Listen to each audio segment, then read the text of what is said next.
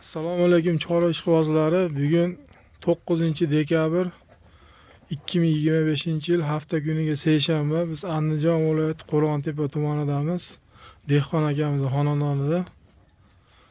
Akamizda mana 5 bosh qirg'iz buqalar bor ekan, boqilayotgan. Pul zarur bo'lib qopti. Shuni sotaylik deydi. E'longa qo'yapmiz. Yoshlari 1 yashar atrofida ekan. Aksariyati 1 yashar. Bitta ikkitasi 5-10 kun o'tgan deyapti, qolgani yoki ular 1 yasharga olaverasizlar. Mana toza qonli qirg'izlar, mana o'zimiz qirg'iz shvedlardan. Mana hammasi bo'zak ular. Oyoqlari ham baquvvat ekan. Dalshi boqaman deganlarga tavsiya qilaveramiz. Yaxshilikka sotyapti ekan.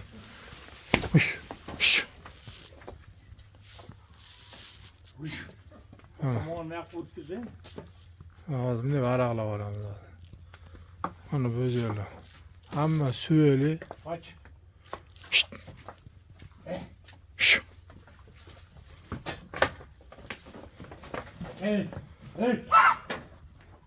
Mana.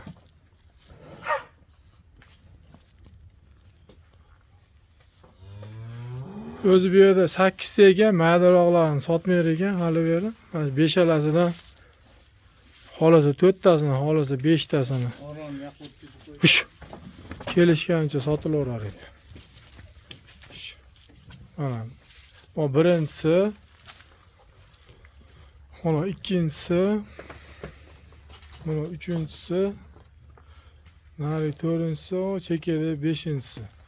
Bo'ylariga keladigan bo'lsa, hozir metrimiz yo'q ekan, tortadigan. Taxminan 1.25 plus tomonlar. 1.30. 1.30 ham bor.